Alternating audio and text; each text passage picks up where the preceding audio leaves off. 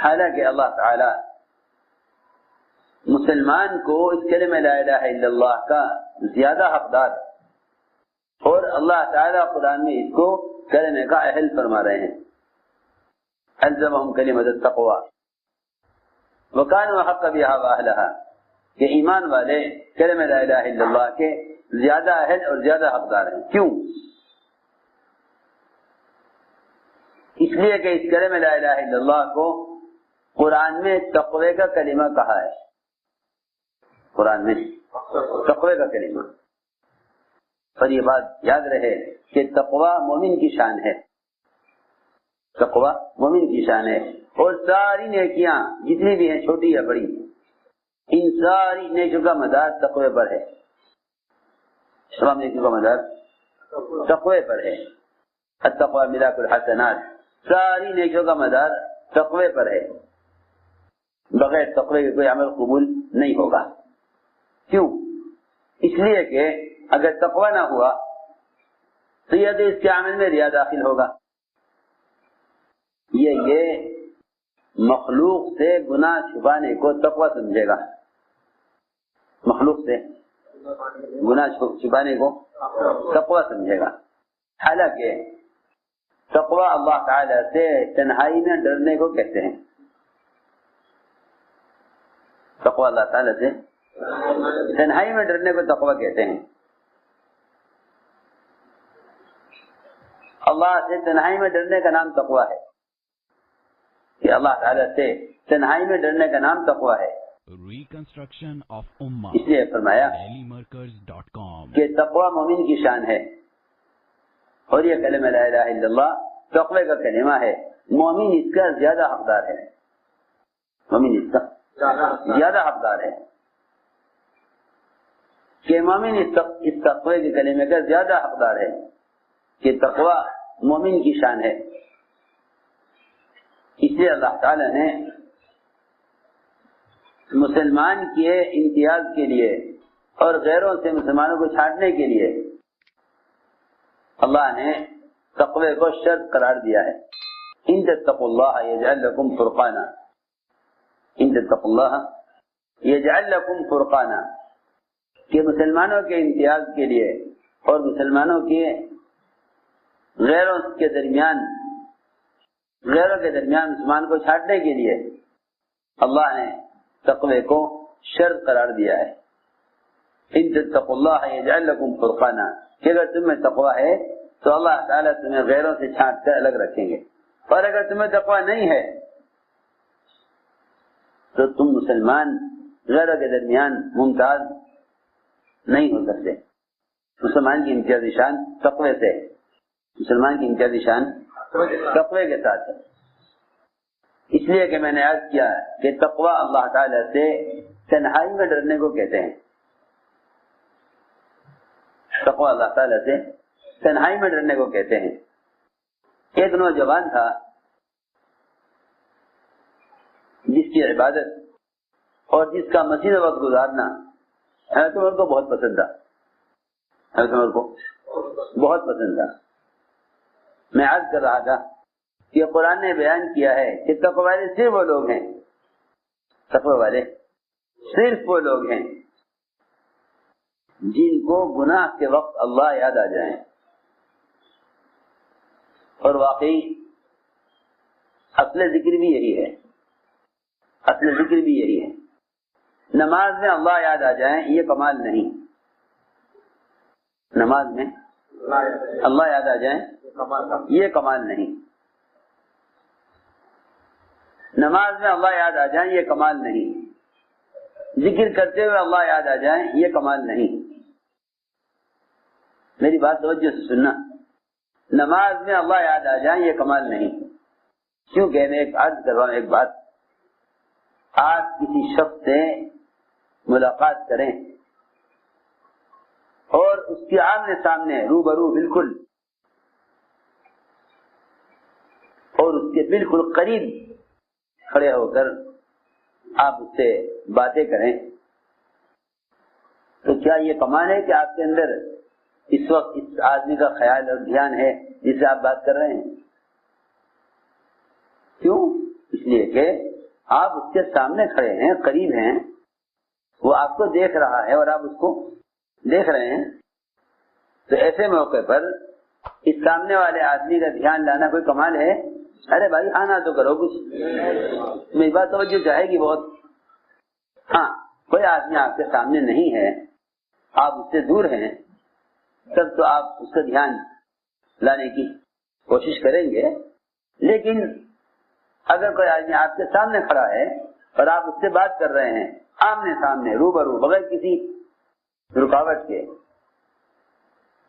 تو آپ کے لیے اس کا دھیان لانا کوئی مشکل نہیں ہے۔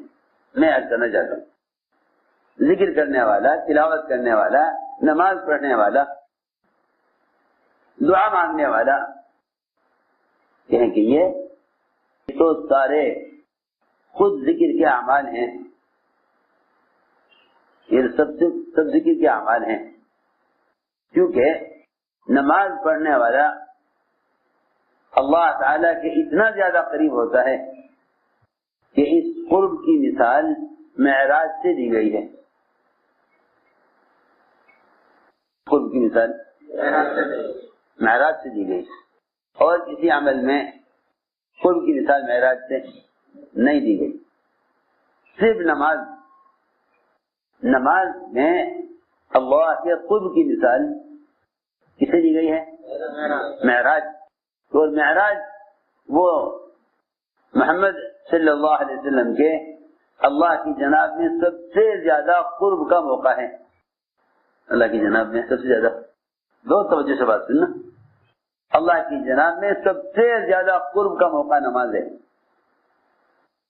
فرمایا کہ مومن کی معراج نماز ہے، مومن کی معراج کہ نماز انتہائی قرب کا موقع ہے۔ اس کو میں کہہ رہا ہوں کہ اگر نماز میں اللہ کا دھیان آ جائے تو کوئی کمال کی بات،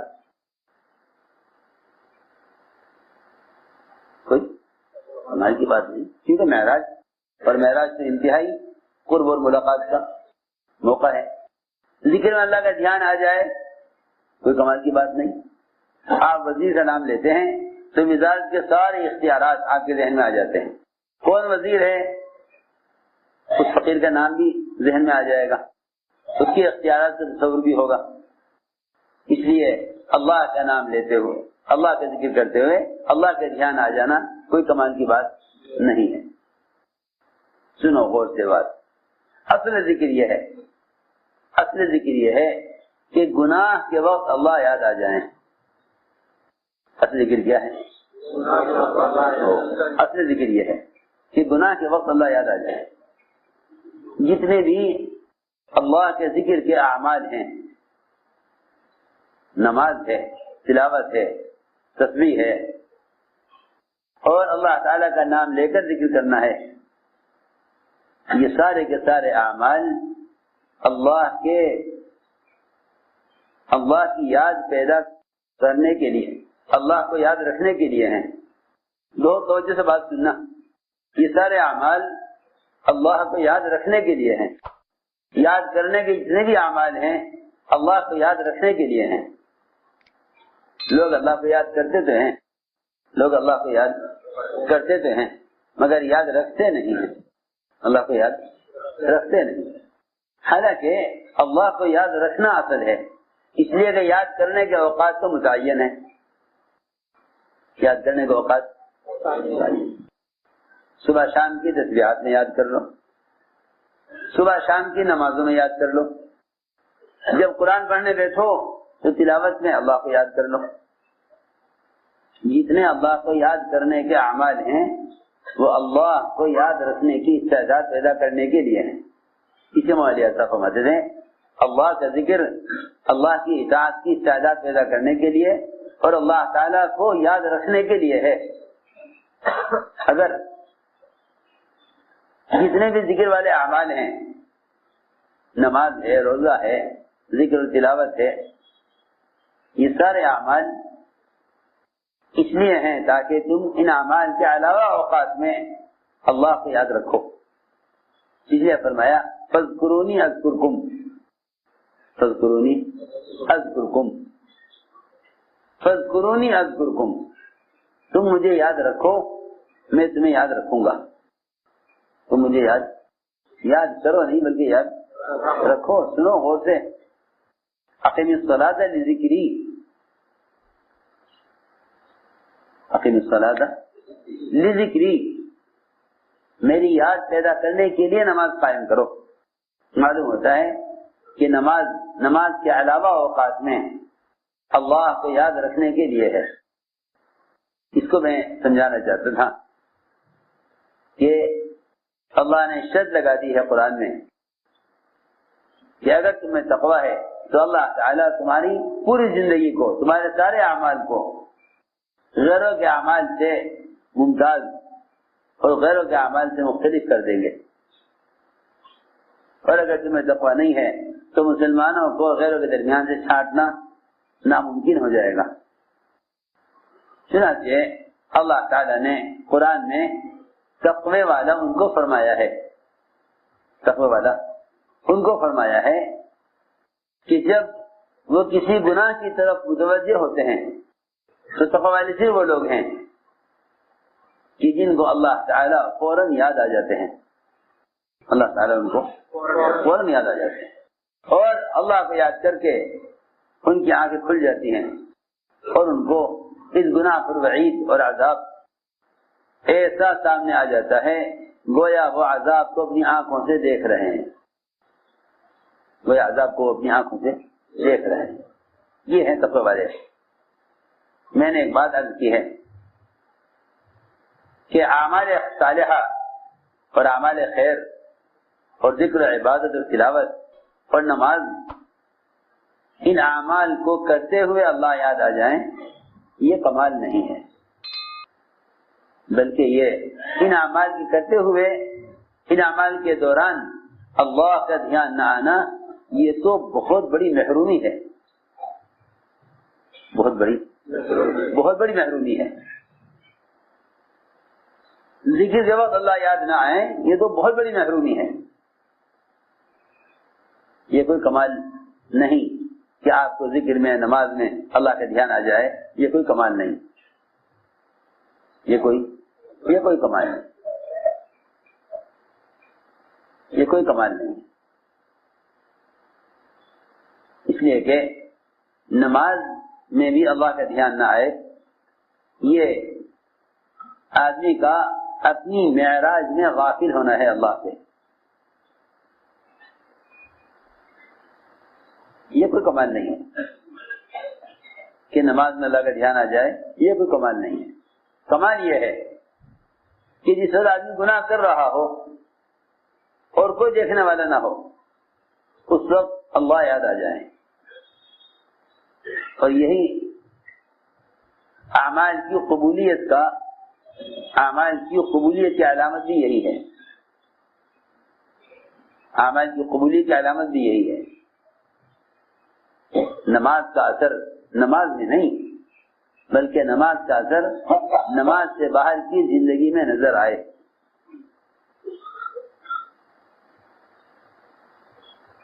نماز کا اثر نماز میں نہیں، نماز کا اثر نماز سے باہر کی زندگی میں نظر آئے.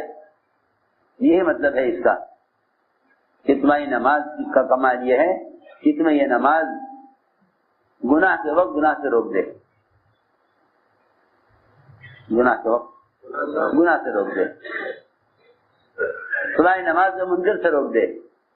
میں نے عرض کیا کہ تقوی والے صرف وہ لوگ ہیں کہ جن کو گناہ کرنے کے وقت اللہ یاد آ جائیں. تقوی والے صرف وہ لوگ ہیں جنہیں گناہ کے وقت اللہ یاد آ جائے. چنانچہ یہ نوجوان جس کی عبادت حضرت عمر کو بڑی پسند تھی، وہ غائب ہو گیا. وہ کہیں غائب ہو گیا. حضرت عمر نے فرمایا ارے وہ نوجوان کہاں ہے جو اکثر مسجد میں رہتا تھا، وہ کہاں غائب ہے؟ لوگوں نے کہا نہیں، اس کا تو انتقال ہو گیا، اس کا انتقال ہو گیا. حضرت عمر نے فرمایا کہ تم نے مجھے کیوں نہیں خبر کی؟ میں اس کے جنازے پر میں شرکت کرتا. لوگوں نے کہا مومنین اس کا انتقال رات کو ہوا تھا, آپ آرام کر رہے تھے, تو خیال ہوا کیوں رات کو آپ کو پریشان کیا. اس کو ہم نے غسل دیا, نماز پڑھی, دفن کر دیا راتوں رات. تاخیر تو کرتے نہیں تھے جنازے, اور آپ کا انتظار نہ کیا کہ صبح تک کہاں انتظار کریں گے جنازے کا, اور اس وقت آپ کو تکلیف دینا مناسب نہیں سمجھا, اور ہم نے اس کو دفن کر دیا. تو کیا ہوا اس کو؟ عمر رضی اللہ تعالیٰ عنہ اس نوجوان کے گھر گئے اور پوچھا اس کے والد سے کہ کیا بات ہوئی. معلوم ہوا کہ یہ نوجوان جب مسجد سے نکلتا تھا اس کا معمول یہ تھا کہ یہ سیدھا اپنے والد کے پاس جاتا تھا, ان کی خدمت کر کے پھر اپنے گھر جاتا تھا. ایک دن نکلا مسجد سے تو اس کے مسجد کے درمیان میں ایک گھر کے سامنے ایک لڑکی کھڑی رہا کرتی تھی اور وہ اس کو اپنی طرف مائل کرتی تھی. اس نوجوان کو اپنی طرف مائل تھا, آؤ میرے پاس, اور یہ آنکھ بچا کر نکل جاتا تھا.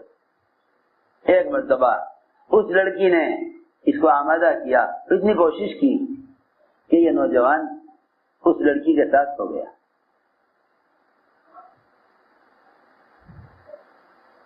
چلتا رہا.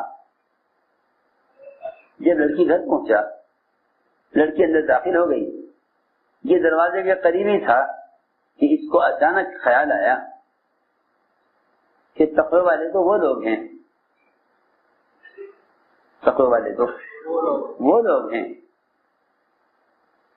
کہ جب شیاطین ان کو کسی گناہ پر آمادہ کرتے ہیں تو ان کو اللہ یاد آ جاتے ہیں. ان کو اللہ یاد آ جاتے ہیں کہ جب ان کو شیاطین کسی گناہ پر آمادہ کرتے ہیں تو اللہ ان کو یاد آ جاتے ہیں. فَإِذَا هُمْ مُبْصِرُونَ, تو ان کی آنکھیں کھل جاتی ہیں, ان کی آنکھیں کھل جاتی ہیں, انہیں اللہ یاد آ جاتے ہیں گناہ کے وقت. چنانچہ جیسے اس نوجوان کو یہ قرآن کی آیت اس کی زبان پر آئی, یہ نوجوان اللہ کے خوف سے بے ہوش ہو گیا. یہ نوجوان اللہ کے خوف سے بے ہوش ہو گیا. لڑکی نے انتظار کیا اندر کہ کہاں رہ گیا. دروازہ کھولا, دیکھا تو وہ گھر کے سامنے بے ہوشی کی حالت میں پڑا ہوا. لڑکی نے اپنے غلاموں کو بلایا, نوکروں کو کہا کہ اس کو اٹھاؤ اور اس کو اٹھا کر لے جا کر اس کے والد کے دروازے پر پہنچا دو. اٹھا کر لے گئے, بے ہوشی کی حالت میں لے جا کے وہاں ڈال کر آ گئے. روایت میں ہے باپ نے انتظار کیا کہ آج بیٹا کیوں نہیں آیا. تلاش میں نکلے, دروازہ کھولا تو سامنے بے ہوشی کی حالت میں بیٹا پڑا ہوا تھا. اٹھا کر اندر لے گئے, ہوش میں لائے کسی طرح. پوچھا کیا ہوگا. اس بیٹے نے سارا قصہ سنایا کہ مجھے لڑکی نے آمادہ کیا اور میں آج اس کے ساتھ اس کے گھر تک گیا. اس کے گھر کے دروازے پر جا کر مجھے قرآن کی ایک آیت یاد آئی. باپ نے پوچھا بیٹے سے وہ کیا آیت تھی. اس نے کہا قرآن میں ہے ان الذین اتقوا اذا مسهم طائف من الشیطان تذکروا, کہ تقوی والے تو وہی لوگ ہیں کہ جب شیاطین کو کسی گناہ میں مبتلا کرتے ہیں تو ان کو اللہ یاد آ جاتے ہیں, اس سے ان کی آنکھیں کھل جاتی ہیں. یہ قرآن کی آیت پڑھی, یہ قرآن کی آیت پڑھی, اور نوجوان دوبارہ بے ہوش ہو گیا. اس کے باپ نے سنایا, پھر ہم نے اس کو ہوش میں آنے کی کوشش کی لیکن وہ اسی میں وفات پا گیا. اسی میں حضرت عمر نے فرمایا اس کے والد سے کہ دیکھو بات تمہیں خوشخبری سناتا ہوں. اس کے بعد سے کہا میں تمہیں خوشخبری سناتا ہوں کہ جو شخص اللہ کے سامنے پیشی سے ڈرتا ہے اور اپنے گناہ کر کے اس طرح شرمندہ اور پریشان ہوتا ہے، اللہ تعالی کے یہاں اس کے لیے جنت کے 2 باغ ہیں. اس کے لیے جنت کے 2 باغ ہیں. عمر رضی اللہ تعالیٰ عنہ صحابہ کو لے کر گئے قبرستان اس کی قبر پر، اور قبر پر کھڑے ہو کر عمر رضی اللہ تعالیٰ عنہ نے کہا لوگوں سے کہا عمر رضی اللہ تعالیٰ عنہ نے کہ جو شخص اللہ کی وعید سے ڈرتا ہے اور اس کی وعید کی وجہ سے گناہ سے بچ جاتا ہے، اس کی وعید کی وجہ سے گناہ کو چھوڑ دیتا ہے اور گناہ سے بچ جاتا ہے باوجود گناہ پر قدرت ہونے کے، اللہ تعالی اس کو جنت کے 2 باغ عطا فرماتے ہیں. یہ عمر رضی اللہ تعالیٰ نے اس کی قبر پر بیان کیا اور صحابہ کو سنایا. حضرت عمر نے ادھر بیان کیا لوگوں میں،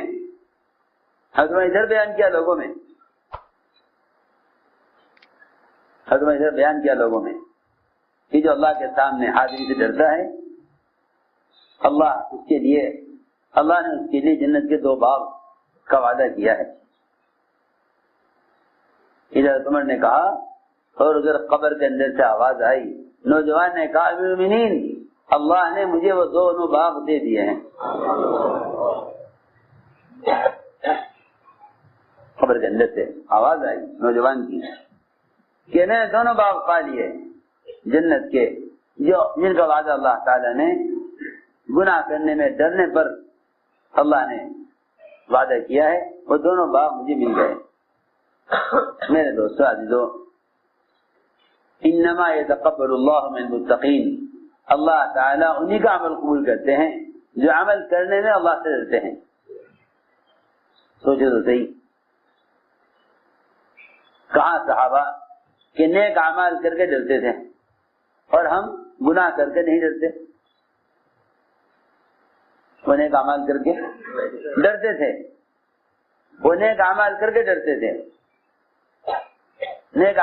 ڈرتے تھے، ہم گناہ کر کے نہیں ڈرتے.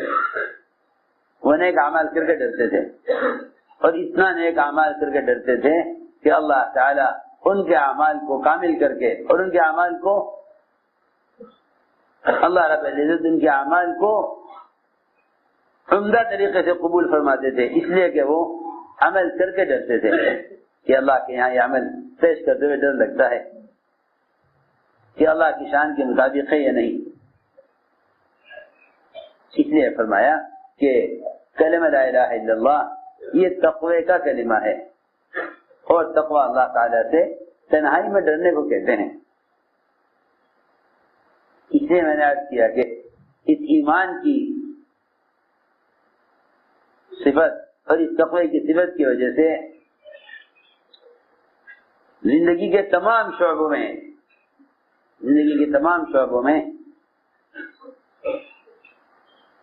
انسان اللہ کے حکم کو پورا کرتا ہے. جہاں چاہے اس کو رکھ دو، جہاں چاہو اس کو رکھ دو، یہ ہر جگہ تقوی کی وجہ سے کامیاب ہوگا، ہر جگہ تقوی کی وجہ سے کامیاب ہوگا. میں نے عرض کیا کہ تقوی اللہ تعالیٰ سے تنہائی میں ڈرنے کو کہتے ہیں، اور گناہ کرنے میں اللہ کے غیر کا خیال آنا یہ تقوی کے خلاف ہے. گناہ کرنے میں مخلوق کا خیال آنا، گناہ کرتے ہوئے مخلوق کا خیال آنا تقوی کے خلاف ہے. گناہ کرتے ہوئے مخلوق کا خیال آنا یہ تقوی کے خلاف ہے.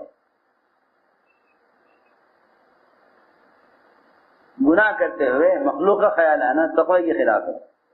کیوں؟ اس لیے کہ تقوی صرف اللہ سے ڈرنے کا نام ہے، مخلوق سے ڈرنے کا نام تقوی نہیں ہے. مخلص رہنے کا نام تقویٰ نہیں ہے. تقویٰ صرف اللہ سے ڈرنے کا نام ہے. گناہ کرتے ہوئے اللہ کا خیال آنا یہ تقوی کی علامت ہے. اور جس میں گناہ کرتے ہوئے مخلوق کے دیکھنے کا خیال آئے اس کے دل میں تقویٰ نہیں ہے. اس لیے کہ تقویٰ صرف اللہ سے ڈرنے کا نام ہے. اس لیے میں نے عرض کیا کہ تقوی کے بغیر آدمی دنیا کے کسی بھی شعبے میں حکم پورا نہیں کر سکتا. مال میں خیانت، عہدوں میں ظلم جب ہوگا جب دلوں سے تقویٰ نکل چکا ہوگا. تقویٰ نکل جائے گا تو پھر مال میں خیانت، عہدوں میں ظلم. ورنہ بڑے بڑے صحابہ گورنر رہے ہیں، صحابہ گورنر رہے ہیں ملکوں کے، اور وہ ان سارے دنیا کے تقاضوں کو اور عہدوں کو خدمت کے طور پر انجام دیتے تھے، عہدے کے طور پر نہیں، خدمت کے طور پر، خدمت کے طور پر، خدمت کے طور پر انجام دیتے تھے، عہدے کے طور پر نہیں. عمر رضی اللہ تعالیٰ عنہ جب کسی کو عہدہ دیتے اور اسے گورنر بنا کر کسی ملک میں بھیجتے تو وہ صاف کہہ دیتا تھا کہ مومنین آپ مجھے وہاں والوں کو قرآن اور سنت سکھانے کے لیے بھیجیں تو میں جانے کے لیے تیار ہوں، اور اگر آپ مجھے وہاں بھیج رہے ہیں گورنر بنا کر تو میں گورنری کے لیے جانے کو تیار نہیں. ہاں آپ مجھے کسی ملک میں معلم بنا کر وہاں والوں کو دین سکھانے کے لیے بھیجے تو میں جانے کو تیار ہوں، لیکن اگر آپ مجھے بھیجتے ہیں عہدہ دے کر گورنر بنا کر تو میں اس کے لیے جانے کو تیار نہیں. اللہ اکبر. ایک مرتبہ عمر رضی اللہ تعالیٰ عنہ نے عمیر بن سعد کو بھیجا ہند کا گورنر بنا کر. میں صرف اتنا بتانا چاہتا تھا کہ اس تقوی کا اثر دنیا کے شعبوں پر، دنیا کے عہدوں پر اور مخلوق کی خدمات کے کاموں پر اس تقوی کا کیا اثر تھا. آدمی خیانت جب کرتا ہے جلدی سے تقوی نکل چکا ہوتا ہے، جلدی سے تقوی نکل جاتا ہے. صبر آدمی خیانت کرتا ہے مال میں، عہدوں میں، اپنے اختیارات کا غلط استعمال. عمر بن سعد کو بھیجا عمر رضی اللہ تعالیٰ عنہ نے گورنر بنا کر، ہند کا گورنر. یہ وہاں گئے، 1 سال تک خدمت کی. جتنے وہاں مالدار تھے ان مالداروں سے زکوٰۃ کا مال وصول کرتے، اور جتنے وہاں فقراء اور مستحقین زکوٰۃ تھے ان کو ان کی زکوٰۃ اور ان کا حق ان کو دے دیتے. 1 سال تک. ایسا تو تھا نہیں کہ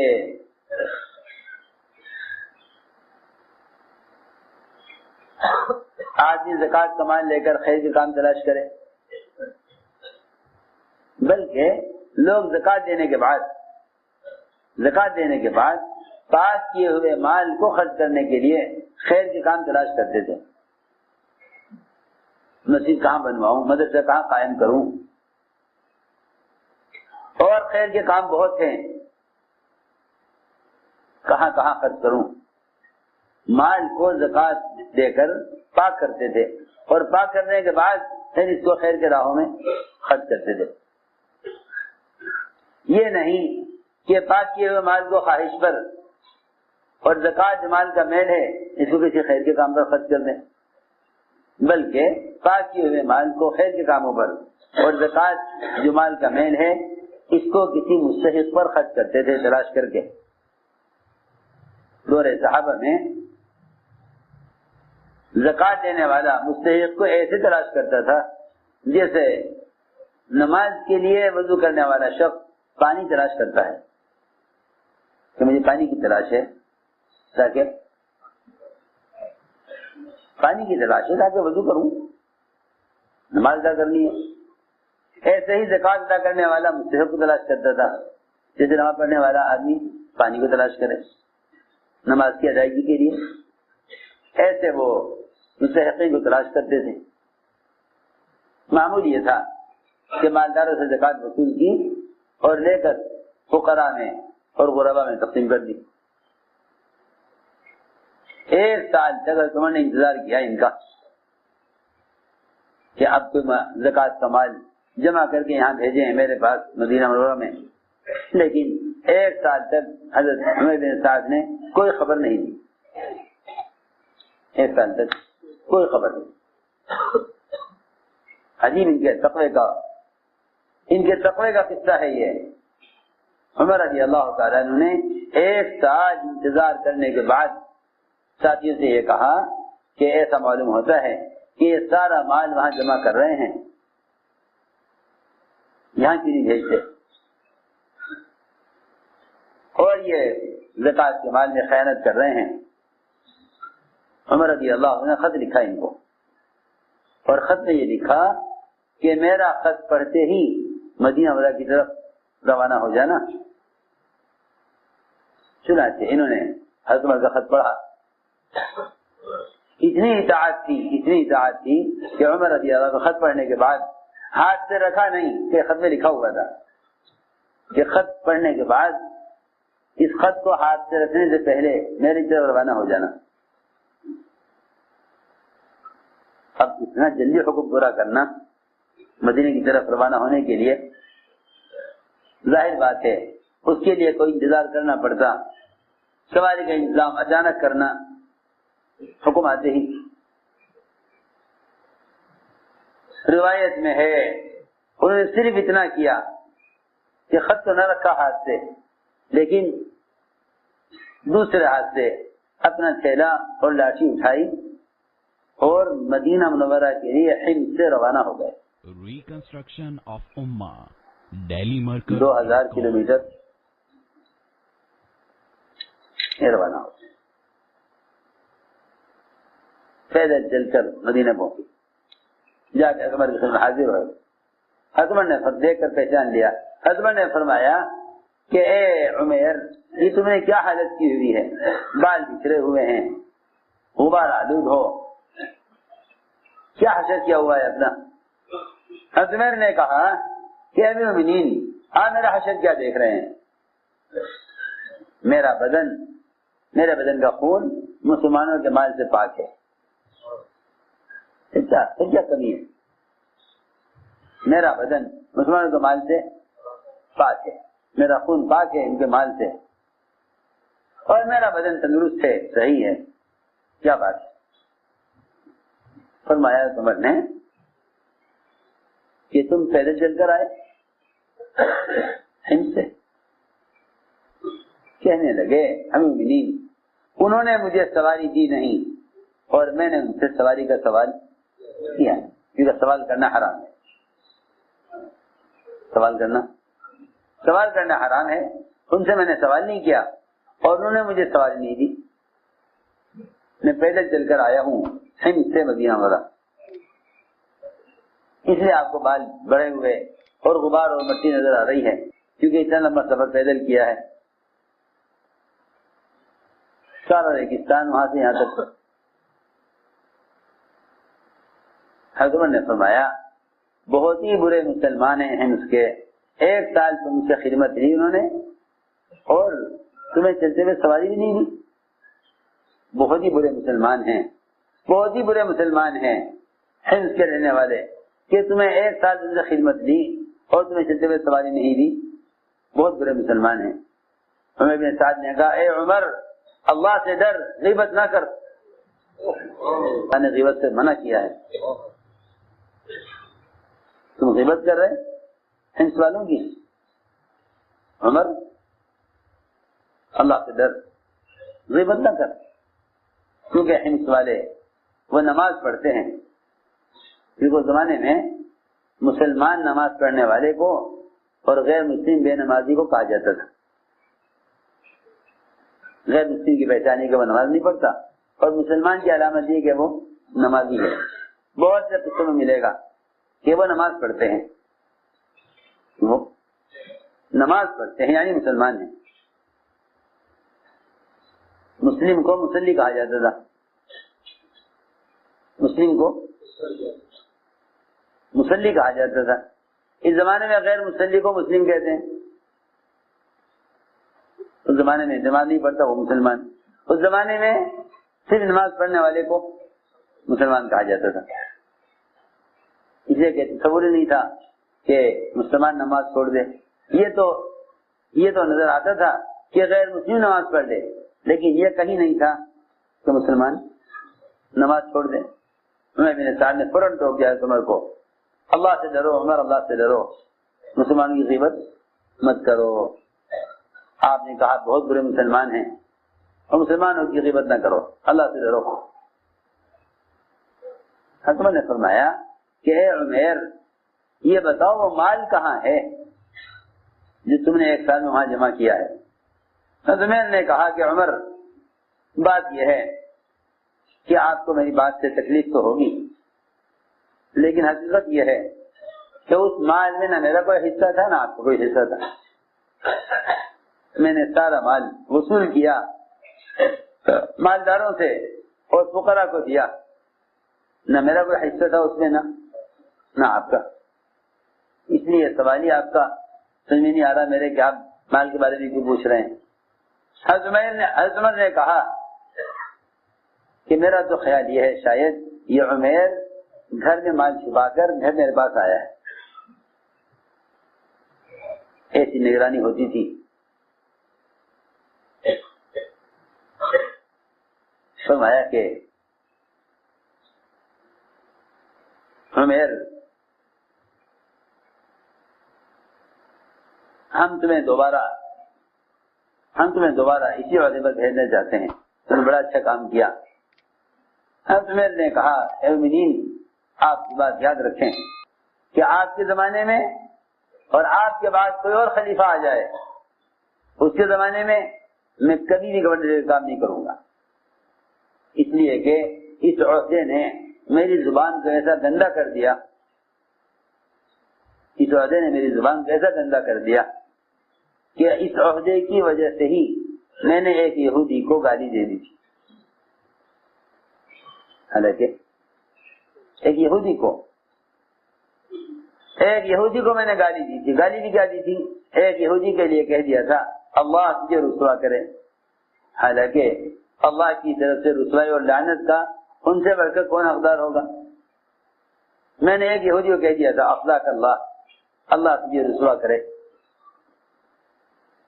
اور یہ گالی بھی یہودی کے لیے میری زبان پر صرف اس لیے آ گئی کہ آپ نے مجھے یہ عہدہ دے دیا۔ اگر یہ عہدہ میرے پاس نہ ہوتا تو پھر کہاں ہمت تھی کہ میں کسی کو برا کہتا۔ میرے اندر بڑائی پیدا ہوئی اپنے عہدے سے، اس عہدے کی وجہ سے میں نے ایک یہودی کو گالی دے دی۔ اس لیے میں نے تو طے کر لیا ہے کہ آپ کے بعد کوئی اور خلیفہ آ جائے، میں کبھی بھی گورنر نہیں بنوں گا۔ اور یہ بھی کہا کہ اے عمر، اگر میں اچھا ہوتا کہ میں آپ کے خلیفہ بننے سے پہلے دنیا سے چلا جاتا، جیسے پکو والے تھے کہ میں آپ کے خلیفہ بننے سے پہلے ہی دنیا سے چلا جاتا۔ مجھے عہدہ اس لیے ملا ہے کہ میں آپ کے خلافت کے زمانے میں زندہ رہ گیا، کاش میں آپ کے خلیفہ بننے سے پہلی دنیا سے چلا جاتا تاکہ آپ مجھے گورنر نہ بناتے۔ اس لیے میں نے طے کر لیا ہے کہ آپ کے لیے یا آپ کے بعد آنے والے کسی خلیفہ کے لیے میں کبھی بھی گورنری کا کام نہیں کروں گا۔ یہ کہہ کر عمر بن سعد اپنے گھر چلے گئے۔ چند میل کے فاصلے پر گھر تھا ان کا مدینے سے۔ عمر رضی اللہ تعالیٰ عنہ نے اپنے ایک آدمی کو پکڑا، کہا کہ دیکھو تمہیں ایک کام کرنا ہے بڑی ہوشیاری سے، یہ 300 سونے کی اشرفیاں لے کے جاؤ، دینار، عمیر کے گھر، اور جا کر چھپ کر دیکھو اس کے گھر میں رہ کر کہ اس کے گھر کے کھانا پینا عیش و آرام کیسا ہے. اگر تم دیکھو کہ گھر میں کھانا پینا اچھا ہے اور گھر کے حالات بہتر ہیں تو یہ سارا مال واپس لے آنا, کچھ مت دینا اس کو. اور دیکھنا ذرا گھر میں کیا کیا سامان ہے, کتنا سامان ہے. اور اگر دیکھو تنگی ہے تو یہ مال اس کو دے دینا. حضرت عمر کا آدمی وہ مال لے کر وہاں پہنچا, جا کے کہا کہ میں آپ کے گھر میں قیام کرنا چاہتا ہوں 3 دن کے لیے. یہ کہاں سے آئے؟ کہ مدینے سے آیا ہوں. حضرت عمر کا کیا حال ہے؟ کہ ہاں ٹھیک ہے. کہا کہ اچھا بھائی آؤ ٹھہرو ہمارے گھر میں. 3 دن اس آدمی نے قیام کیا حضرت عمر کے گھر, اسے حضرت عمر کے گھر میں. 3 دن کے بعد حضرت عمر نے کہا مہمان سے کہ میں اور میری بیوی 3 دن سے فاقہ کر رہے ہیں اور 1 روٹی ہمارے یہاں بنتی تھی, وہ روٹی ہم آپ کو کھلا رہے ہیں. ہماری آپ سے درخواست یہ ہے کہ اب ہم سے فاقہ برداشت نہیں ہو رہا ہے. ہماری آپ سے درخواست ہے کہ آپ کسی دوسرے گھر میں منتقل ہو جائیے, اس لیے کہ اب ہم سے فاقہ برداشت نہیں ہوتا. یہ سن کر حارث جو حضرت عمر نے بھیجا تھا آدمی, وہ سخت پریشان ہوا اور اس نے فوراً نکالی اشرفیاں. کہا لیجیے آپ کے لیے ہدیہ بھیجا ہے عمر نے. حضرت عمر نے اشرفیاں دے کر چیخ ماری اور کہا یہ مال کہ ہمیں ضرورت نہیں ہے, واپس لے جاؤ, ہمیں نہیں چاہیے, ہمیں نہیں چاہیے مال, واپس لے جاؤ.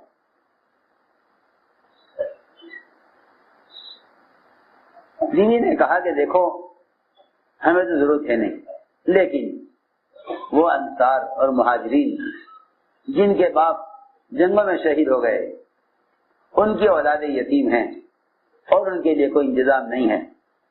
ہمارے آس پاس کے گھروں میں ایسے انصار کی اولادیں محتاج ہیں, یہ مال لے لو, ان کا خرچ کر دیں گے. چنانچہ روایت میں ہے کہ حضرت عمر نے کہا کہ لیکن اس مال کے رکھنے کے لیے گھر میں کوئی صندوق, کوئی انتظام تو ہے نہیں, کہاں میں رکھیں گے؟ کپڑا کوئی ایسا نہیں کہ اس لیے رکھا جائے. روایت میں ہے کہ بیوی نے اپنے کرتے کا دامن پھاڑ کر دیا کہ یہ پیسے اس میں باندھ لو. چنانچہ حضرت عمر اسی وقت وہ ساری اشرفیاں لے کے نکلے گھر سے, اور جتنے فقراء صحابہ کی اولاد صحابہ کی فقراء ان میں سے میں تقسیم کرائے. یہ سمجھ گیا کہ یہ شاید تقسیم کرنے کے لیے نکلے ہیں. روایت میں ہے کہ انتظار میں تھا کہ مجھے بھی کچھ ملے گا. عمر بن سعد سارے اشرفیاں تقسیم کر کے واپس آئے, مہمان کو رخصت کیا. وہ گئے حضرت عمر کے پاس. حضرت عمر نے پوچھا کیا ہوا؟ کہنے لگے جی میں نے تو آپ کی امانت ان کو پہنچا دی تھی, انہوں نے کیا کیا مجھے تو معلوم نہیں, کہاں لے گئے کیا کیا. حضرت عمر نے پھر خط لکھا کہ عمر خط رکھنے سے پہلے میرے پاس آ جاؤ. حضرت عمر خط پڑھتے ہی چلے مدینے کی طرف. وہاں پہنچے. حضرت عمر نے فرمایا کہ میں نے تمہیں مال بھیجا, کیا کیا ان کا؟ حضرت عمر نے کہا کہ عمر یہ کیا سوال ہے, جب تم اللہ کے لیے مال دے چکے, اللہ کے لیے مال دے چکے تو اس مال کے بارے میں سوال کرنے کا تمہیں کیا حق ہے؟ آپ نے مجھے دیا, میں نے جو چاہا کیا. آپ کی اس میں آپ کی کیا مطلب اس سے؟ آپ دے چکے, میں جو چاہوں کروں. حضرت عمر نے فرمایا کہ عمر میں تمہیں قسم دے کر کہتا ہوں کہ مجھے بتانا پڑے گا تم نے اس مال کا کیا کیا. حضرت عمر نے فرمایا قدمتها للآخرہ, میں نے تو مال آخرت کے لیے آگے بھیج دیا, وہاں مجھے کام آئے گا. یہاں تو ضرورت صحیح ہو رہی جیسی ہو رہی, وہاں کام آئے گا.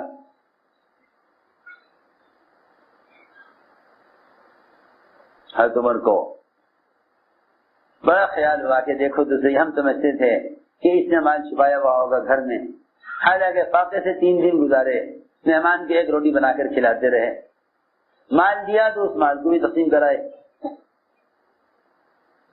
حضرت عمر نے فرمایا اپنے آدمیوں سے کہ آؤ اس کے لیے کھانے کا اور کپڑے کا انتظام کرو۔ کپڑا دیا حضرت عمر نے اور بہت سا غلہ دیا، بہت سا غلہ دیا، میں کہ دیکھو یہ غلہ لے جاؤ اور یہ کپڑے لے جاؤ۔ فرمایا حضرت عمر نے کہ عمر غلے کی مجھے ضرورت نہیں ہے، کھانے کی ضرورت نہیں ہے، اس لیے کہ جب میں گھر سے چلا تھا تو آج کے کھانے کا انتظام گھر میں تھا، میں اتنے جو چھوڑ کر آیا ہوں جس سے آج کی ضرورت پوری ہو جائے، اور کل کا رزق اللہ کے ذمہ ہے، کل کا رزق کل ملے گا۔ اب میں آج یہ غلہ لے کے جاؤں اس کی ضرورت نہیں ہے، کیونکہ آج کے کھانے کا انتظام ہے، غلہ مجھے نہیں چاہیے، غلہ تو مجھے نہیں چاہیے، آج کے کھانے کا انتظام ہے۔ ہاں البتہ میری بیوی ننگی ہے، کپڑے اس کے پاس پہننے کو نہیں ہے، میں کپڑا لے لیتا ہوں۔ وہاں سے لے کر حضرت عمر اپنے گھر واپس گئے۔ چند دن گزرے تھے کہ ان کا انتقال ہو گیا۔ حضرت عمر رضی اللہ تعالیٰ عنہ کو ان کے انتقال کا بڑا صدمہ ہوا۔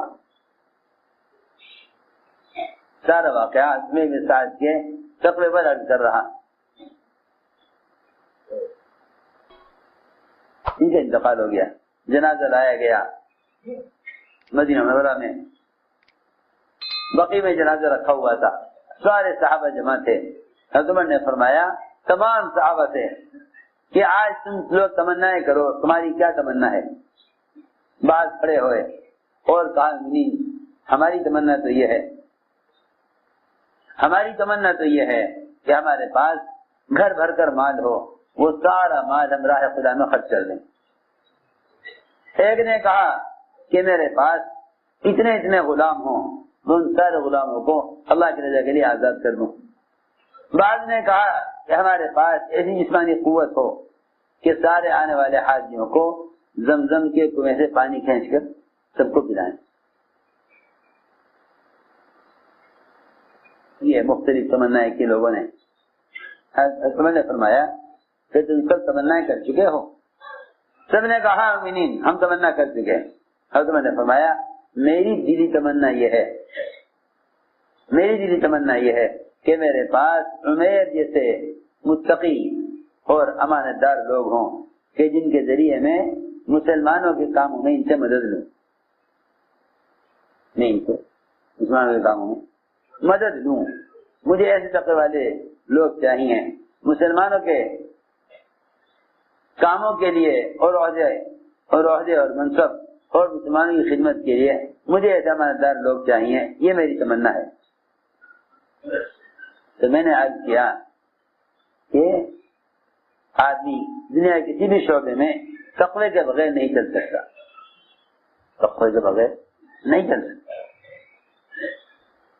اسے میں نے عرض کیا کہ آدمی کو زندگی کے ہر شعبے میں تقوی ہی اس کو خیانت سے محفوظ رکھ سکتا ہے۔ یہ صحابہ اکرام کے تقوی کے واقعات اس لیے بیان کیے گئے تاکہ ان واقعات سے ہمارے اندر تقوی پیدا ہو، ان واقعات سے ہمارے اندر تقوی کی صفت پیدا ہو۔ میں نے عرض کیا کہ تقوی اللہ سے تنہائی میں ڈرنے کو کہتے ہیں، تقوی اللہ سے تنہائی میں ڈرنے کو کہتے ہیں۔ عمر رضی اللہ تعالیٰ عنہ اتنا بچتے تھے اجتماعی مال سے، ایک مرتبہ بیمار ہو گئے،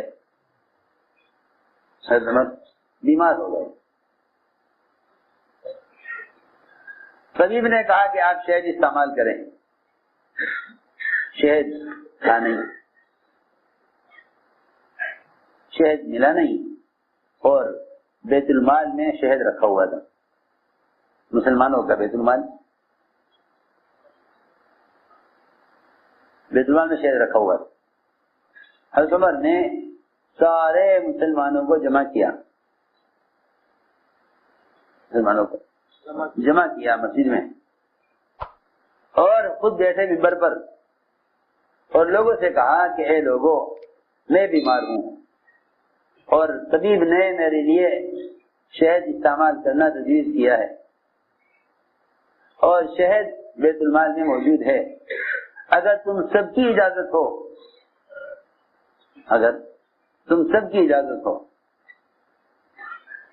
تو میں وہ شہد استعمال کر سکتا ہوں، اور اگر تم لوگ اجازت نہیں ہے تو اس شہد کا میرے لیے استعمال کرنا حرام ہے۔ لوگوں نے کہا ہم خوشی سے اجازت دیتے ہیں آپ کو کہ آپ بیت المال سے شہد علاج کے لیے استعمال کر لیجیے۔ ایسا ہی خود بچتے تھے مال سے تقوی کے ذریعے، ایسے اپنے گھر والوں کو بچاتے تھے۔ بحرین سے مال آیا، سونا، بحرین سے سونا آیا حضرت عمر کے پاس،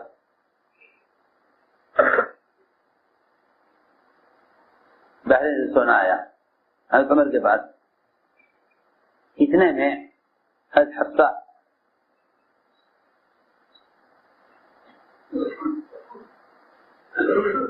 انہوں نے کہا کہ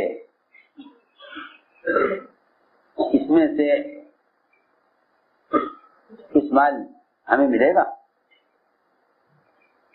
حضرت عمر کو غصہ آ گیا، حضرت عمر کو غصہ آ گیا، فرمایا جا اپنی ماں کے پاس، یہ سسو گھول کے پلائے گی،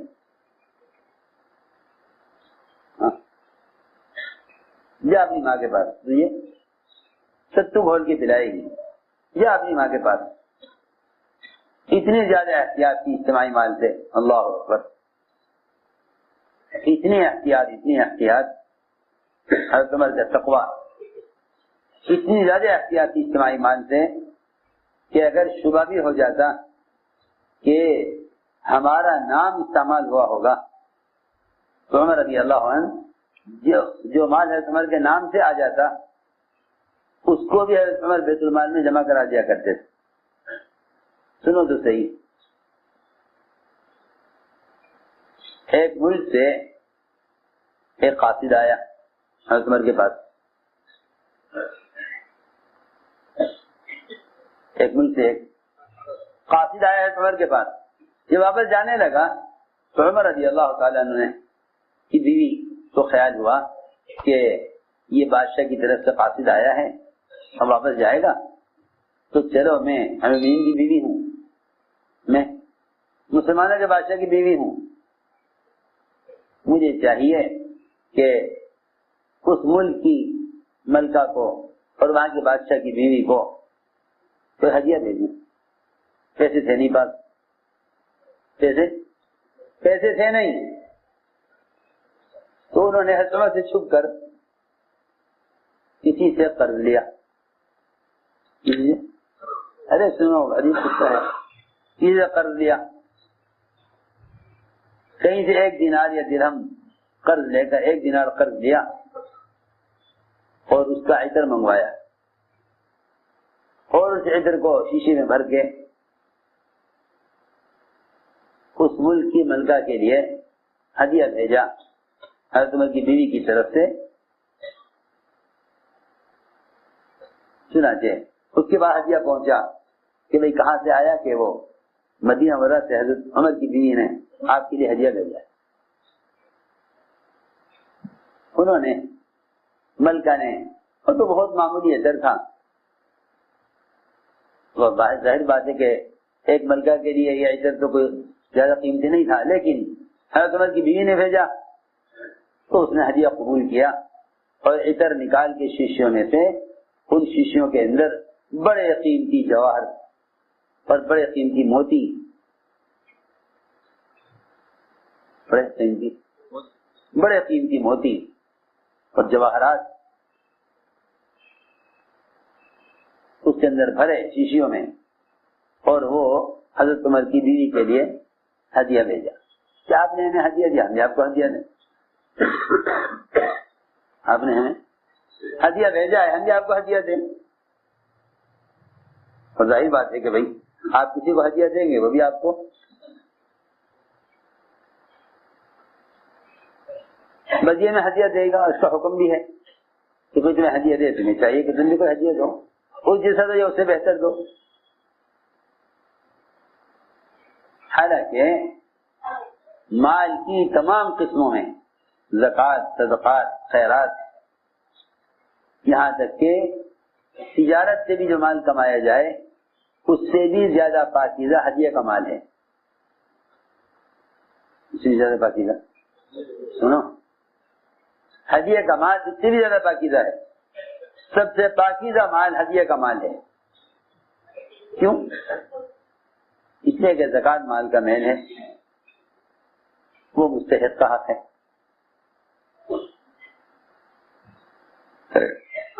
تجارت کا مال خبر نہیں کس طرح کمایا,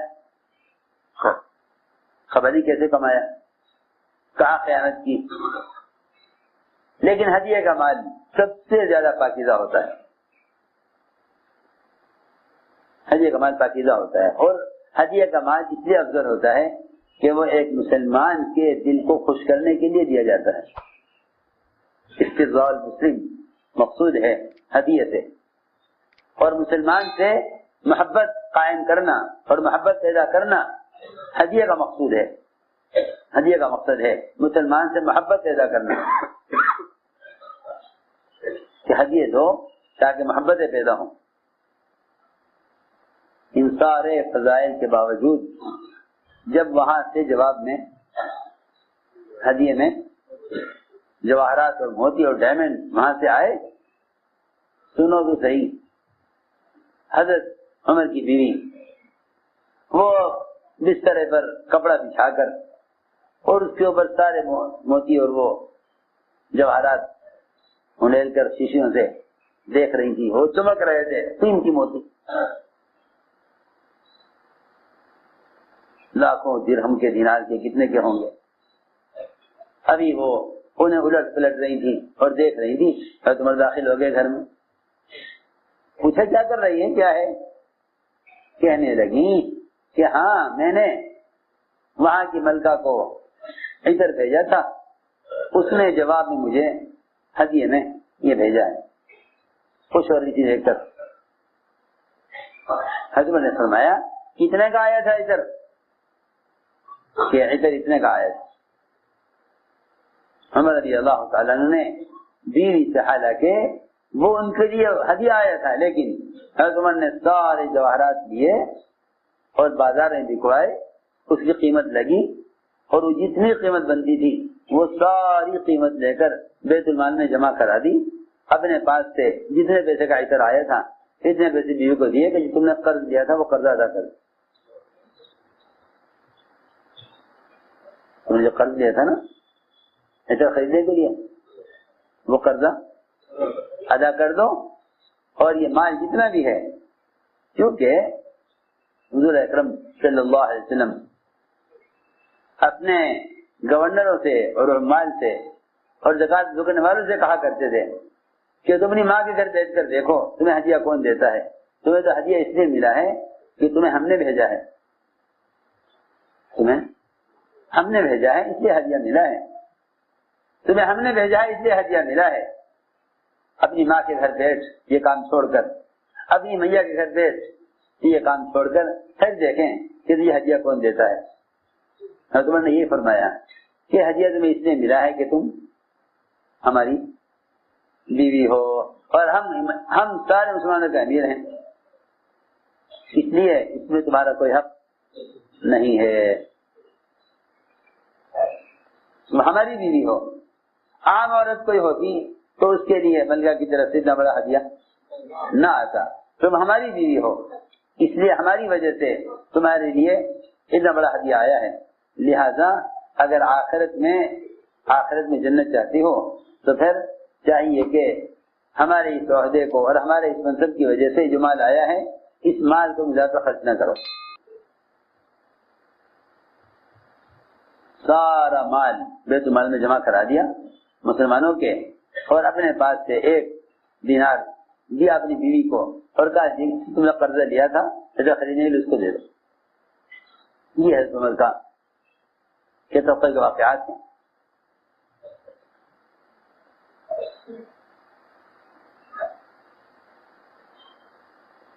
کہیں سے مال آ گیا حضرت عمر کے پاس, مال کا ڈھیر لگا ہوا, مال کا ڈھیر لگا ہوا. ادھر مال آیا اور ادھر عمر کا پوتا عبداللہ بن عمر کا بیٹا, عبداللہ بن عمر کا بیٹا عمر کا پوتا ادھر سے چلتا ہوا آ رہا تھا, بہت لڑکھڑاتا ہوا, گرتا ہوا, بہت کمزور. حضرت عمر نے فرمایا یہ کس کا بچہ ہے, یہ کس کا بچہ ہے اتنا کمزور؟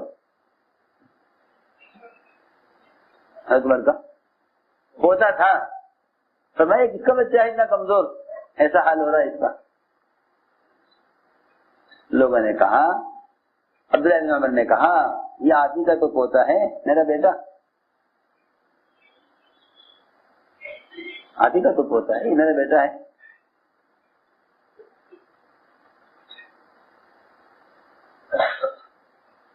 عمر نے فرمایا یہ اتنا کمزور کیوں ہے, اسے تم کھلاتے پلاتے نہیں ہو, اس کے کھانے کا خیال نہیں کرتے؟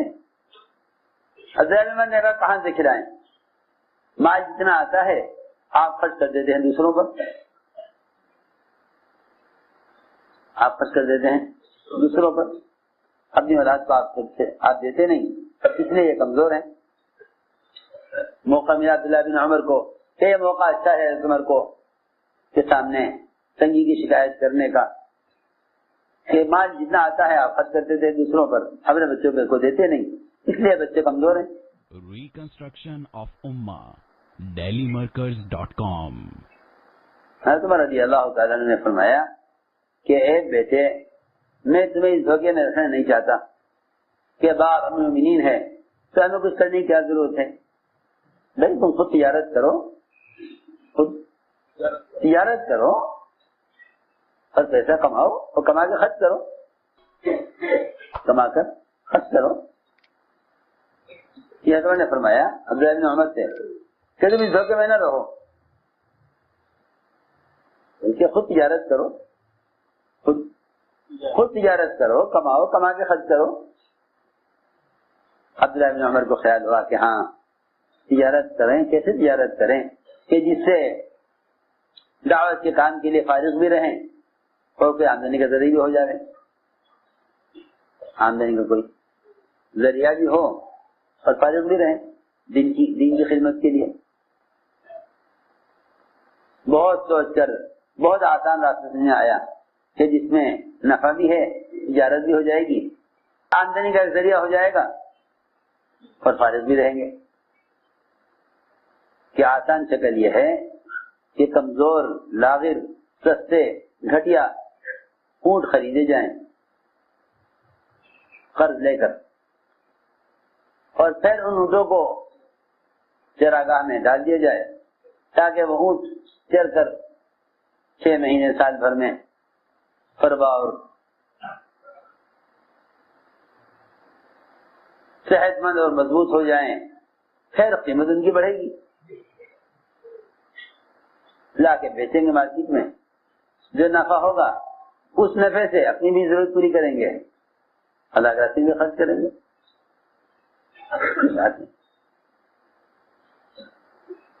اس خیال سے عبداللہ بن عمر نے کہیں جب قرض پیسے لیے سستے اونٹ خریدے اور ان کو چراگاہ میں ڈال دیا چرنے کے لیے. کچھ عرصہ گزرا کہ اونٹ بہت اچھے, فربا, صحت مند, اب اللہ کی زمین سے چرا انہوں نے, بڑے ہو گئے, موٹے تازے اونٹ. عبداللہ بن عمر اونٹوں کو لے کر آئے بازار میں بیچنے کے لیے. ادھر اونٹ آئے بازار میں, ادھر عمر بھی چلے گئے بازار میں, اس لیے کہ ہر جگہ خبر رکھتے تھے کہ کہاں کیا ہو رہا ہے. دیکھا کہ ایک طرف بڑے عمدہ, بڑے صحت مند, اونچے اونچے اونٹ کھڑے ہوئے ہیں جن کی صحت اور جن کی کا جو ہے فربا باقی اونٹوں سے اچھے ہیں. حضرت عمر نے جا کے بڑی تعریف کی اونٹوں کی اور کہا واہ واہ یہ اونٹ کس کے ہیں, اتنے عمدہ اونٹ کس کے ہیں؟ عبداللہ بن عمر دوڑتے ہوئے آئے, کہا ابا جی یہ میرے اونٹ ہیں, آپ نے کہا تھا نا مجھے کہ تجارت کرو, تو میں نے پھر یہ کام شروع کیا ہے اور یہ میرے اونٹ ہیں, میں نے سستے خریدے تھے, پھر چراگاہ میں ڈال دیے تھے, پھر یہ اونٹ. حضرت عمر نے فرمایا کہ عبداللہ بن عمر سے, بیٹے میں دیکھ رہا ہوں کہ مہاجرین کے اور انصار کے اونٹ ہلکے ہیں, تمہارے اونٹ زیادہ بھاری ہیں. انصار مہاجرین کے اونٹ ہلکے ہیں وزن میں, تمہارے اونٹ زیادہ بھاری ہیں. ایسا معلوم ہوتا ہے کہ میری وجہ سے تمہارے اونٹوں کا خیال زیادہ کیا گیا ہوگا, میری وجہ سے تمہارے اونٹوں کا خیال زیادہ کیا گیا ہوگا.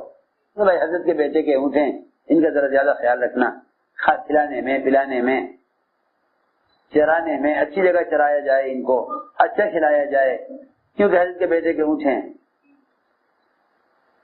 تو میرا خیال یہ ہے کہ میرا نام استعمال کیا گیا ہوگا اور میری وجہ سے تمہارے اونٹوں کا خیال زیادہ کیا گیا ہوگا, اس لیے ایسا نہ ہو کہ مسلمانوں کا کہ مال میں خیانت ہو جائے, لہذا تم یہ اونٹ بیچو اور جو نفع حاصل کرو وہ سارا نفع بیت المال میں جمع کرا دو, اور جس قیمت سے تم نے اونٹ خریدے تھے وہ قیمت تم دے.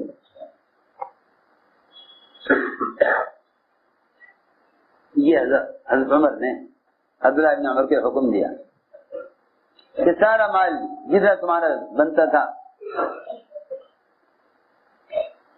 جتنا نفع آیا ہے اس اونٹ کی تجارت سے, سارا نفع بیت المال میں جمع کرا دو. ایسا نہ ہو قیامت میں اللہ تعالیٰ یہ کہیں کہ تم نے اس کام کی ذمہ داری کو دنیا کے لیے استعمال کیا, اس سے تو آخرت ضائع ہو جائے گی, اس سے آخرت ضائع ہو جائے گی. یہ تھے تقوی والے کہ ان کو تجارت میں, زراعت میں, حکومت میں, عہدوں میں, گورنری میں جہاں چاہو رکھو, یہ تقوی کی وجہ سے ہر لائن میں پار اتریں گے. اسے میں نے عرض کیا کہ چاہے کام دین کا ہو یا دنیا کا, کوئی کام اللہ کے یہاں تقوی کے بغیر قبول نہیں ہے, کوئی کام تقوی کے بغیر قبول نہیں ہے. انما يتقبل الله المتقين, اللہ تعالی ڈرنے والوں کے عمل کو قبول فرماتے ہیں, اور عمل کی قبولیت کی علامت ہے کہ جس شخص کا جو عمل قبول ہو جائے گا اللہ کے یہاں, اس کی قبولیت کی علامت یہ ہے کہ اس سے بہتر عمل کرنے کو دل چاہے گا. جو عمل اللہ کے یہاں قبول ہو جائے گا اس سے بہتر عمل کرنے کو دل چاہے گا. اور اعمال سے وہ لوگ دور ہو جاتے ہیں جن کے اعمال مردود ہوتے ہیں, انہیں اگلے عمل کی توفیق نہیں ہوتی, اگلے عمل کی کرنے کو دل نہیں چاہتا. میں نے عرض کیا کہ تقویٰ اسے کہتے ہیں کہ آدمی دنیا کے کسی بھی شعبے میں ہو, وہ تقوی کے بغیر کامیاب نہیں ہو سکتا. اس لیے فرمایا کہ تقوی پر سب سے پہلا وعدہ یہ ہے کہ ہم متقی کے لیے ہر تنگی سے نکلنے کا راستہ بنائیں گے, ہر تنگی سے نکلنے کا راستہ بنائیں گے, ہر تنگی سے نکالیں گے متقی کو. ایک پہلا وعدہ ہے من یتق اللہ یجعل لہ مخرجا, کہ ہم متقی کے لیے نکلنے کا راستہ بنائیں گے. پہلا وعدہ ہے من یتق اللہ یجعل لہ مخرجا. صحابہ کرام کی ضروریات کا ظاہر کے خلاف پورا ہونا, یہ صرف ان کے تقوی کی وجہ سے تھا, صرف ان کے تقوی کی وجہ سے, ان کے تقوی کی وجہ سے. سب سے بڑا تقوی یہ ہے, تقوی کی علامت, سب سے بڑا حکم یہ ہے تقوی میں کہ آدمی اپنے آپ کو سوال سے بچا لے.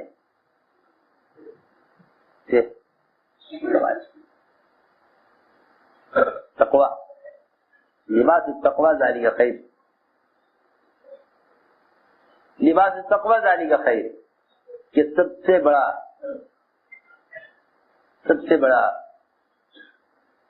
یعنی سب سے بڑا لباس اور سب سے بڑی زینت وہ اپنی حاجت کو مخلوق سے چھپانا ہے، اپنی حاجت کو مخلوق سے چھپانا ہے۔ واقعی اللہ تعالی ہر فقر سے، تنگی سے نکال دیتے ہیں اس شخص کو ہمیشہ کے لیے جو اپنے حاجت کو مخلوق سے چھپا لے، اپنے حاجت کو مخلوق سے چھپا لے، اپنے حاجت کو مخلوق سے چھپا لے۔ اللہ تعالیٰ اس کے لیے ایسا انتظام کرتے ہیں کہ نسلوں تک اللہ تعالیٰ رزق کا دروازہ کھول دیتے ہیں ایسے لوگوں کے لیے جو اپنے حاجت کو مخلوق سے چھپا لیں۔ ایک صحابی فاقے سے تنگ آ گئے، میاں بیوی گھر میں اور سخت فاقے کی حالت، یہ تنگ آ کر نکلے گھر سے بھوک کی شدت میں۔ بیوی کو خیال ہوا ایسا نہ ہو کہ باہر نکل کر سوال کر دیں کسی سے، تو بیوی نے اپنے گھر کے فقر کو چھپانے کے لیے اور سوال سے بچنے کے لیے چکی چلانی شروع کر دی، حالانکہ گھر میں کوئی دانا پیسنے کو نہیں تھا۔ آواز چکی کی سنیں گے پڑوسی تو سمجھ لیں گے کہ ان کے گھر میں آٹا پس رہا ہے، لہذا ان کو ضرورت نہیں ہے۔ یہ کہ آگ جلا دو تندور میں تاکہ دھواں اٹھے تو پڑوس کے لوگ یہ سمجھیں کہ کھانا پک رہا ہے۔ چنانچہ انہوں نے یہی کیا۔ ادھر شوہر نے دیکھا کہ میرے گھر سے دھواں اٹھ رہا ہے تو سمجھا کہ آگ لگ گئی، کیا ہوا، پکانے تو کچھ گھر میں ہے نہیں۔ روایت میں ہے یہ پلٹ کر واپس آئے تو دیکھا کہ چکی سے آٹا نکل رہا تھا، اور سارا تنور بکرے کی چاپوں سے بھرا ہوا تھا، تیار بکرے کی چاپیں بھنی ہوئی، سارا تنور بھرا ہوا بکری چاپوں سے اور چکی سے آٹا نکل رہا۔ جب آٹا ضرورت کے بقدر ہو گیا، تو روایت میں ہے کہ انہوں نے چکی کا پاٹ اٹھا دیا،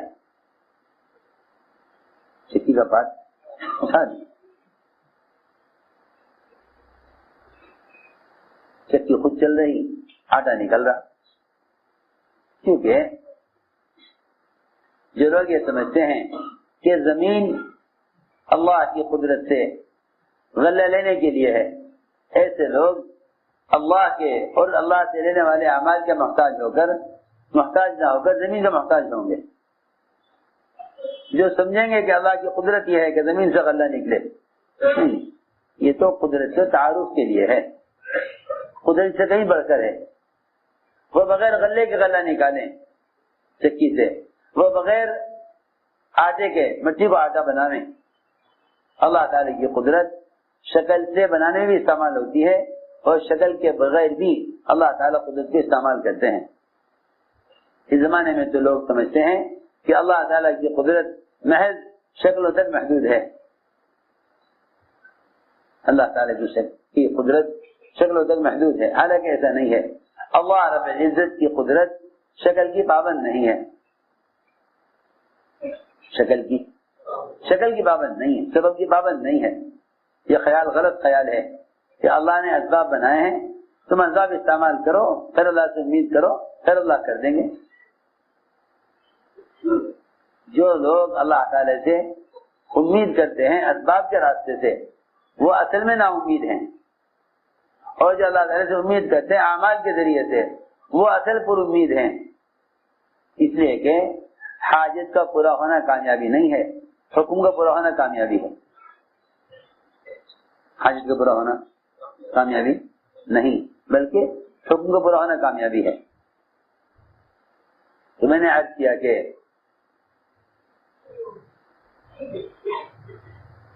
صحابی نے دیکھا کہ اس میں سے آٹا نکل رہا، انہوں نے چکی کو اٹھا دیا. صبح کا آگے عرض کیا کہ جی کل تو ہمارے ساتھ ایسا ہوا. آپ نے فرمایا اگر اس چکی کو کپاٹ نہ اٹھاتے تو یہ چکی اسی طرح ہمیشہ چلتی رہتی اور ہمیشہ اس میں آٹا نکلتا رہتا.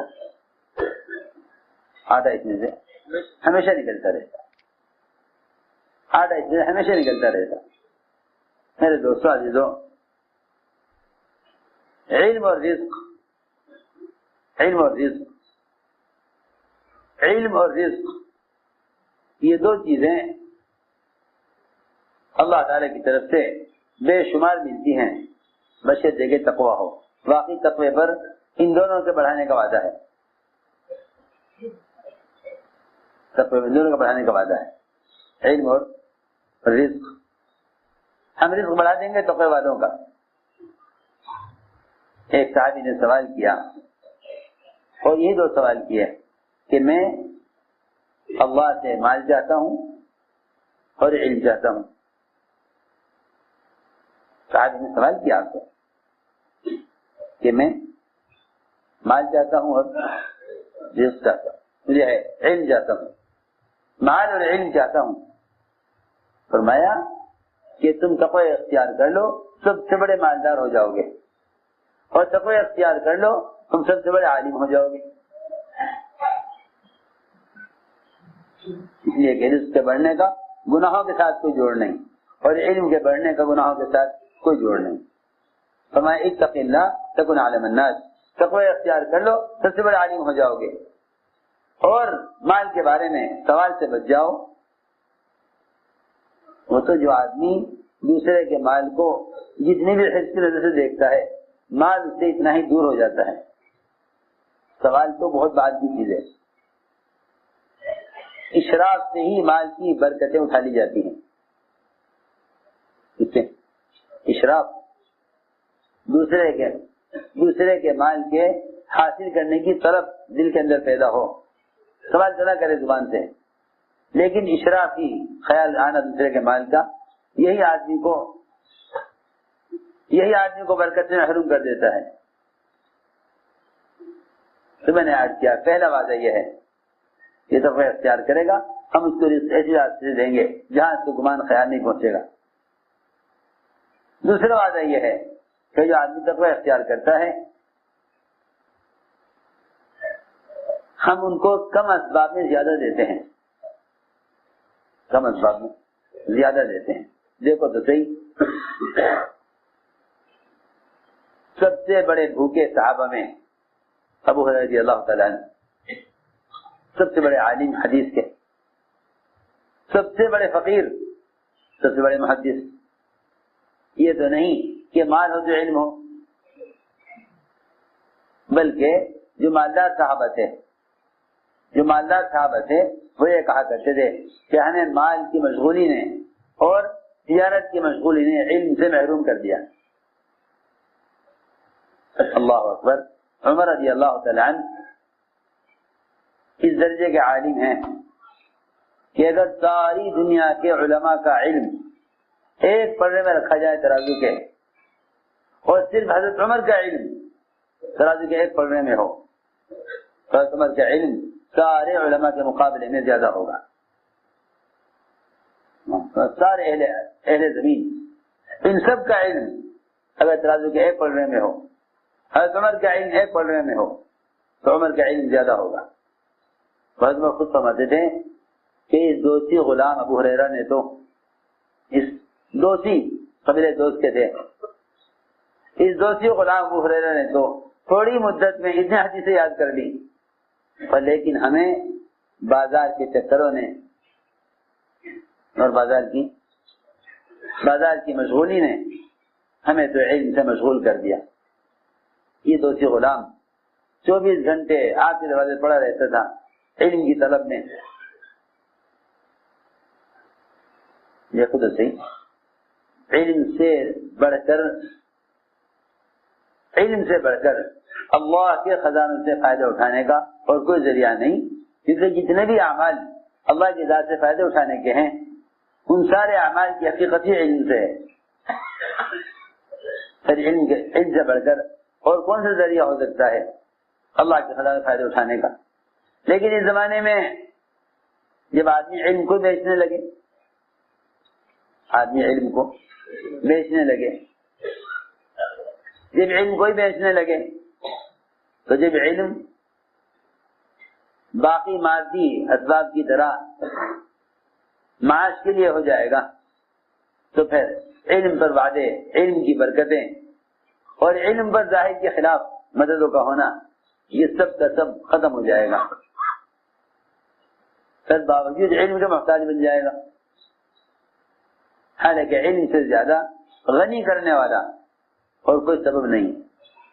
یہ ابو ہریرہ ایسے بھوکے ہوتے تھے کہ جس آیت کو جانتے تھے اس آیت کو جاننے والے سے پوچھتے تھے تاکہ یہ مجھے کھانا کھلا دے.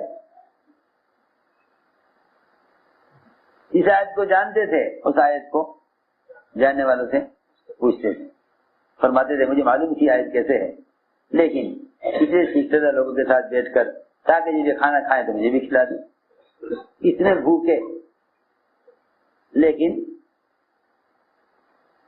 اللہ نے ایسی برکت دی کہ حضور اکرم صلی اللہ علیہ وسلم کے زمانے سے لے کر حضرت عثمان کی شہادت کے بعد تک 17 کھجوروں میں سے حضرت ابو ہریرہ نے کھجوریں کھائیں. کتنی کھجوروں میں سے؟ 17 کھجوروں میں سے. آپ کے زمانے سے لے کر حضرت عثمان کی شہادت کے بعد تک، آپ کے زمانے سے لے کر حضرت عثمان کی شہادت کے بعد تک 4 زمانے حضرت ابو ہریرہ رضی اللہ تعالی نے 17 کھجوروں میں سے 1050 من کھجوریں کھائیں. کتنے؟ 1050 من کھجوریں کھائی ہیں انہوں نے آپ کے زمانے سے لے کر حضرت عثمان کی شہادت. 1050 من کھجور. آپ میں کہ ابو ہریرہ یہ رکھ لو اٹھا کر کھجوریں، جب ضرورت ہو کھا لیا کرو اس میں سے. علم حدیث پڑھانا، سکھلانا، بازاروں سے گشت کر کے لوگوں کو تعلیم حلقوں میں جوڑنا، یہ ان کا کام تھا. یہ نہیں کہ امام محدثین ہیں تو بازار میں حدیث بیان کر دیں کہ نہیں. علم کے لینے کی جگہ مسجد ہے، علم لینے کی جگہ مسجد ہے تاکہ مسجد سے علم لو، تاکہ عمل کی استعداد پیدا ہو. عمل معلومات سے نہیں ہوتا، عمل کی استعداد پیدا ہوتی ہے. عمل کی اصلاح پیدا ہوتی ہے جب علم مسجد سے لیا جاتا ہے. ارے سنو تو صحیح، عمل کی اصلاح پیدا ہوتی ہے جب علم مسجد سے لیا جاتا ہے، کیونکہ علم کے حلقوں کو جسے لوگ صرف ذکر کا حلقہ کہنے لگے ہیں، علم کے حلقوں کو فرشتے اپنے پڑوس آسمان تک گھیر لیتے ہیں. اس سے وہی لوگ مراد ہیں جو مسجد میں جمع ہو کر اللہ کے احکام سیکھیں، مسجد میں جمع ہو کر اللہ کے احکام کو سیکھیں. فرشتوں کو پروں میں رہنے کی وجہ سے عمل کی استعداد پیدا ہوتی ہے. تو میں نے عرض کیا کہ اللہ تعالیٰ اس جگہ سے رزق دیتے ہیں جہاں گمان خیال نہیں پہنچتا. تو میرے دوستوں عزیزوں، ایک وعدہ یہ ہے کہ تقوی اختیار کرتا ہے ہم اس کے کام میں آسانی پیدا کر دیتے ہیں. اس کے کام میں آسانی پیدا کر دیتے ہیں.